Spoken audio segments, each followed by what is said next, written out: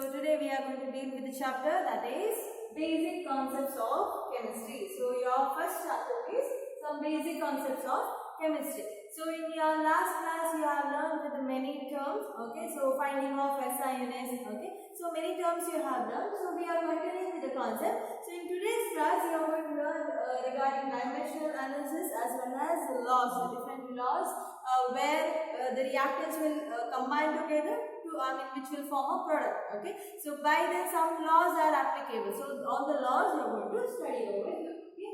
So now first we will go with the dimensional analysis. Now what is mean by dimensional analysis? It is nothing but you are going to convert unit, okay, from one unit to another unit, okay. So that will be called as dimensional analysis. Now how you are going to convert? See, based on the SI units whatever you have studied, okay. So while learning SI units as well as measuring concepts of mass, weight, volume, density, temperature, okay.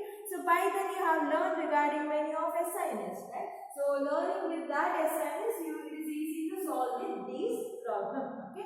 So solving these problems in the sense what? See, you are going to convert the units. See, just check here. First question: a piece of metal is 3 inch long. So they have given the unit with inch, okay, 3 inch long. What is its length in centimeter? You need to convert into centimeter. That's it. Okay. So conversion should be done to centimeter. So how are you going to convert? So those kind of concepts we are going to be learning under dimensional analysis. See what they have given: piece of metal, so that goes with 3 inch long, and you are going to convert into centimeter. You all know 1 inch in the sense 2.54 centimeter.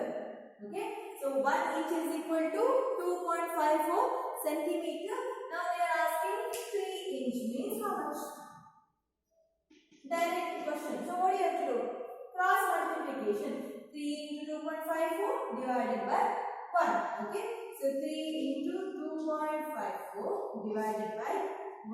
So how much you will get? You are not supposed to convert it to centimeter. The unit should be written in terms of centimeter. 7.62 centimeters. So this is the unit. So you have converted the unit from inch to centimeter. Okay, so by analyzing the problem. Okay, the next one. A jug contains 2 liters of milk. Calculate the volume of the milk in meter cube. So it is given in terms of 2 liters. You are supposed to convert into meter cube. Okay. So a jug contains 2 liters of milk. Calculate the volume of the meter cube. In a sense, you should know the relation between meter cube as well as liter, which you have already learned. 1 meter cube is equal to 1000 liter. Correct? Okay.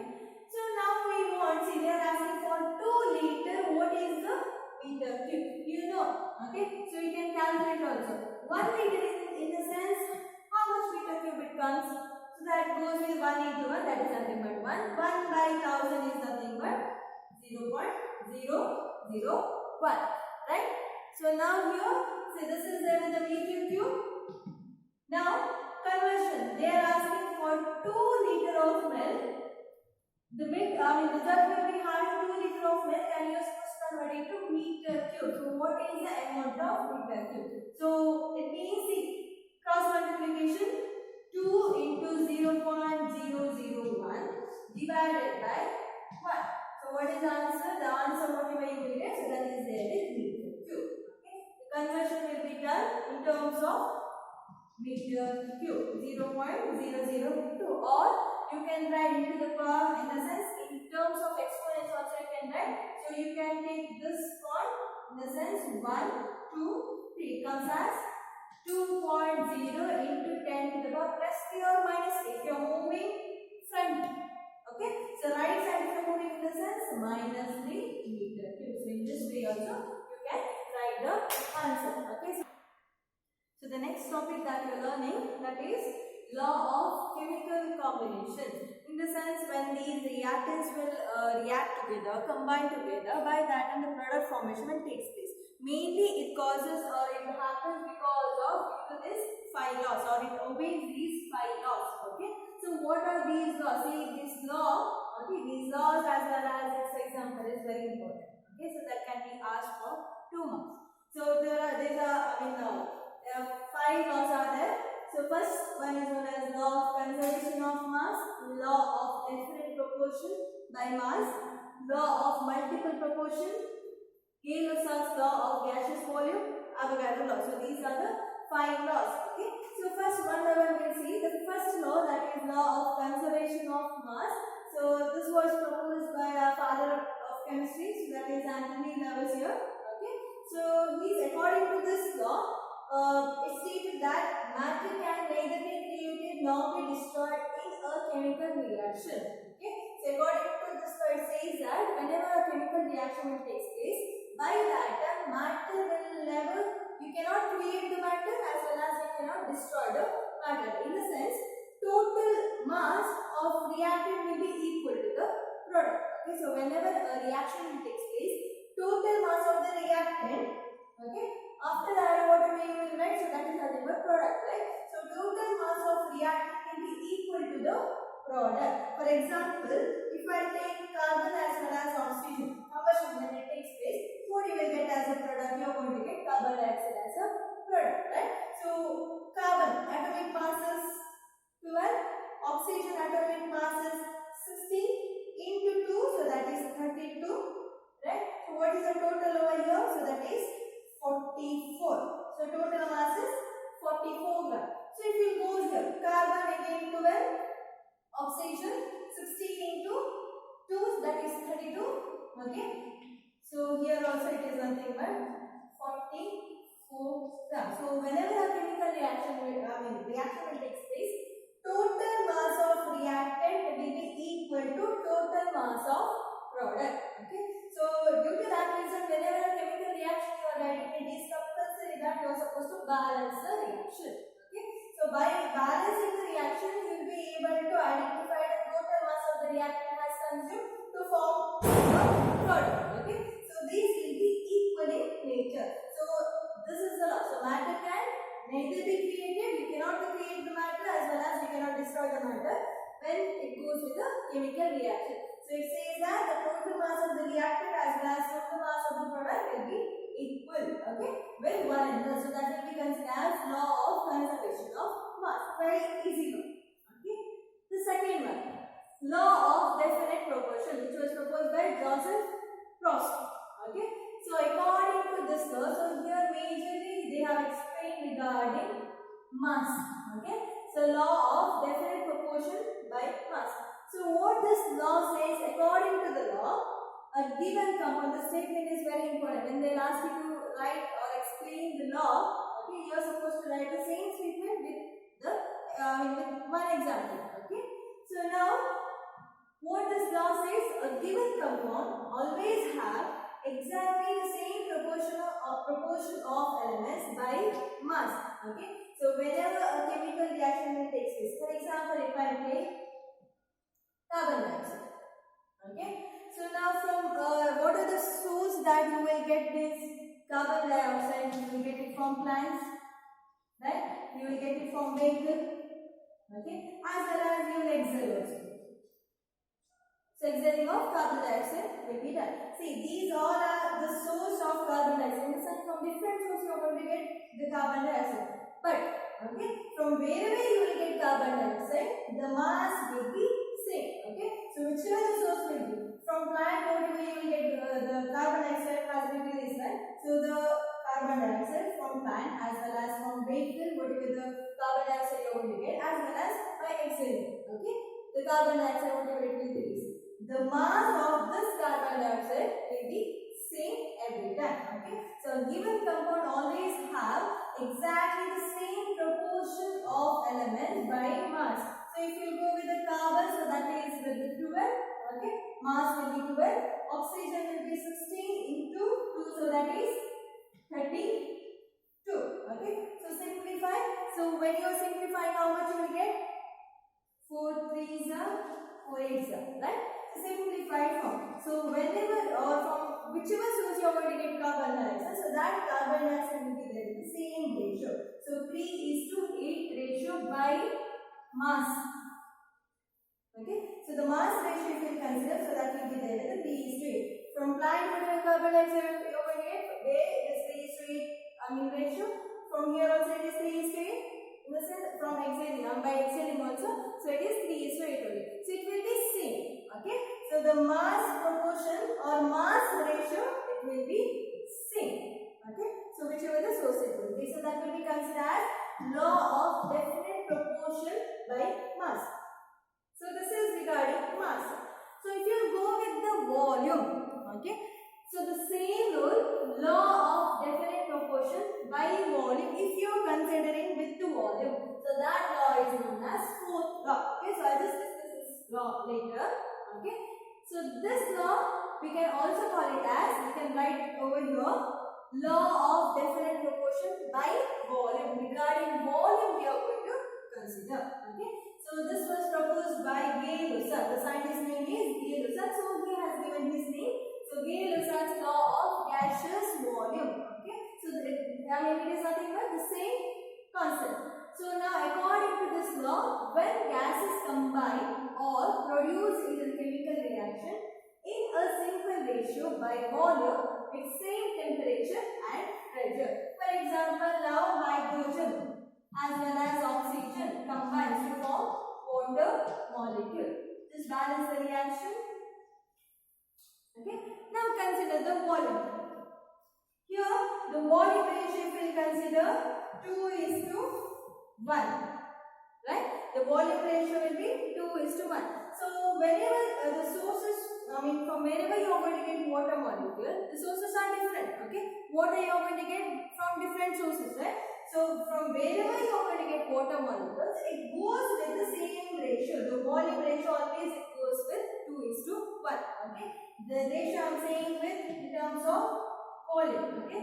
So volume always it goes with 2:1. So the law says when gases combine, okay, when these gases combine or produce in a chemical reaction in a simple ratio, you are going to get a simple ratio by volume at same temperature and pressure. This ratio you are supposed to measure in terms of volume. Okay, so that law is known as Gay-Lussac's law of gaseous volume, or you can call it as law of definite proportion by volume. Okay, so next law, law of multiple proportions. So this law has been explained by John Dalton. Okay, so according to this law, so what it says, if two elements can combine to form more than one compound, the masses of one element that combines with a fixed mass of other element are in the ratio of small whole number. So whatever the ratio you are going to get, so it will be there in terms of whole number. You won't get a fraction formula. For example, if I take carbon and oxygen, I take.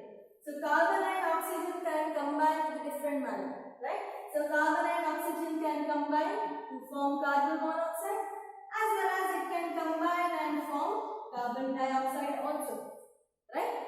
So now you see, if two elements can combine, okay, so two elements also only are taken. So here also carbon and oxygen, here also carbon and oxygen. If two elements can combine to form more than one compound, so the product can be carbon monoxide, it can be carbon dioxide. More than one compound product has been formed by using of same elements, right? Or same reactant. So now to form more than one compound, the masses of one element, okay, the masses of one element, consider now oxygen, okay. So the masses of one element that combines with the fixed mass. See here also only one carbon is there, here also only one carbon is there. So carbon mass is fixed in both the cases, it is fixed. So carbon masses it is 12 in both the cases, okay. So here you see the masses of one element, that is consider oxygen. Here only one oxygen, here two oxygens are present, okay. So the masses of one element that combines with the fixed mass of other element are in the ratio of small whole number. If you consider the mass of this oxygen, so that goes with 60. The mass of this oxygen, if you consider 60 into 2, so that is 32. Okay, so it goes with the whatever the ratio you are going to get, that ratio will be there in terms of whole number. It is necessary that you have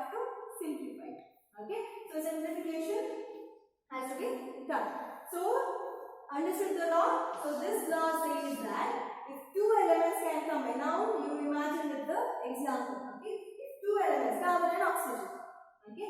So another examples also you can take hydrogen as well as oxygen also, okay? So hydrogen and oxygen can combine to form water, okay? One compound, more than one compound should form, right? So hydrogen and oxygen also combines and formation of peroxide also will take place, H2O2, okay? So in both the cases hydrogen and oxygen itself, right?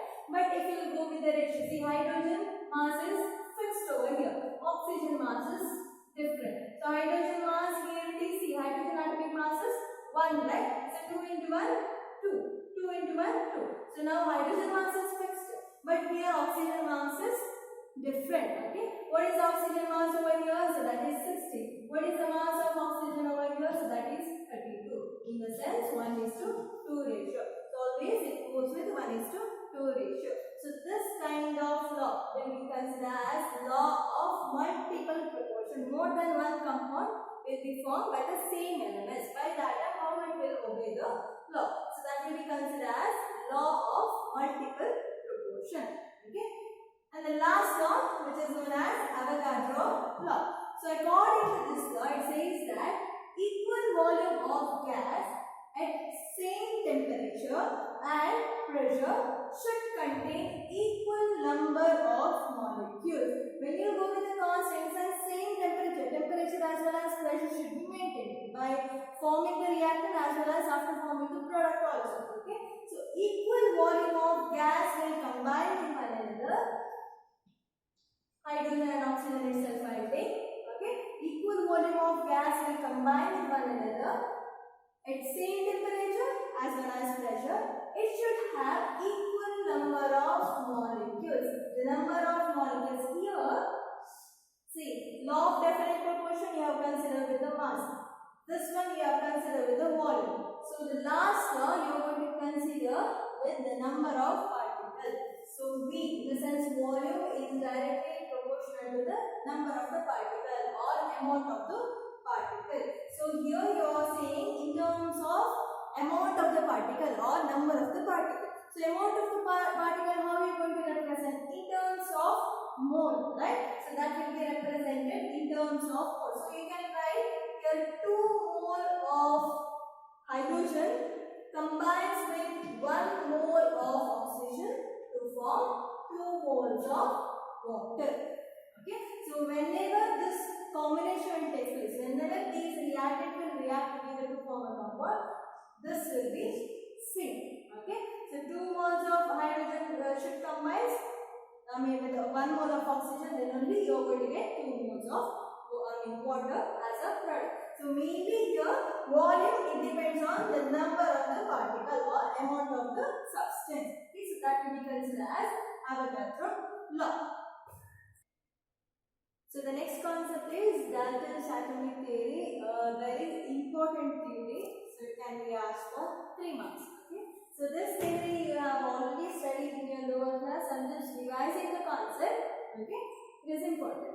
So now Dalton's he has given his theory. Okay. So based on the regarding atoms. Okay. So how these atoms are present, how this will combine with one another. Okay, to form a product, okay, with a fixed ratio. Okay, so whenever the reaction will take place, how it takes, if it takes place, all those things will be, it was explained by this person, Dalton. Okay, so according to Dalton, the first theory that it says that matter consists of indivisible atom. In a sense, if you will take for example a sodium pellet, if you are taking, okay, small piece of sodium pellet you take, okay, go on cut that pieces, okay. So when you will get the small piece, the last piece which you cannot divide, so that will be considered as atom. Okay, so atom is nothing but it is a small particle which you cannot divide, okay, which you won't be able to divide into further substances. So that kind of particle will be considered as atom. Okay. Second one. Okay, so here it says what? The matter, whatever the matters are present. For example, if I'll take this shop. Okay, so I mean anything, any matter or any substance if you take, there that substance will be made up of those atoms. In the sense, number of atoms will combine with one another so that you are going to get particular substance. Okay. Second one, atoms of same element have identical properties and identical mass. Atoms of different element differ in mass. For example, if you take a copper metal you are taking, okay, copper wire you take, okay. So how the in that wire, how the the arrangement of atoms will be there, okay. So particular copper, okay. So the arrangement of the particle will be there with a certain order. So this is another. This is also copper atom, and next also copper atom is present. So whole this wire will be having copper atom. So if you go with the properties, so whatever the property will be shown by this copper, the same property will be shown by next copper atom also, okay. As well as mass also. Whatever the mass will be there for this copper, the same mass will be there for another atom also, okay. So that will be like atoms of same element, okay. Atoms of same element have identical property, same property, okay, as well as identical mass.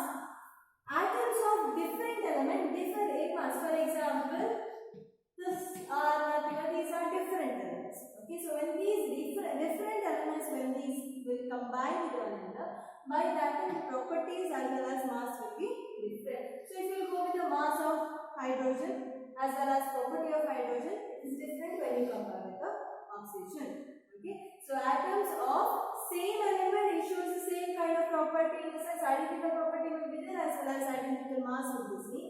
If you will go with the different elements, by that goes with the mass as well as properties, okay. The third one, compounds are formed when atoms of different elements combine in a fixed ratio, okay. So now for example, nitrogen as well as hydrogen combines to form ammonia, and NH3 will be formed. So it is compulsory that you need to balance the reaction nitrogen 2, okay, 3 2 is 6, hydrogen 6. So now here you consider compounds are formed. Formation of a compound will take place when atoms of different elements, okay. So this is atoms of one element, atoms of another element. So that when it combines with one another, that also how it should combine. It should combine with a fixed ratio. So whenever you are going to get NH3 ammonia molecule, whenever it will be formed, by that it goes with the same ratio. Nitrogen with 1 as well as hydrogen with 3. So the ratio always it will be 1:3 ratio. So whenever these two will combine to form NH3, this is to form ammonia, it should combine with the fixed ratio. It should go with the fixed ratio always, okay. So that will be considered as third theory, okay, third one. The next one, the last one, it says that mass is neither be created nor be destroyed in a chemical reaction. Just now I have explained in the first law, okay. So it says that the total mass of the reactant as well as the total mass of the product always it should be equal, okay. So if you want, you can write here in the bracket, you can write total mass of reactants are equal to total mass of the product, okay. So whatever the reactants will be taken, so that mass you will consider, so that mass will be equal to the mass of the product, okay. So the same example you can take carbon plus oxygen, which gives carbon dioxide. Here mass if you consider, that is 44 gram. Here mass if you consider, that is 44 gram. So mass will be equal. Total mass of reactant will be equal to the total mass of the product. So this is nothing but Dalton's atomic theory.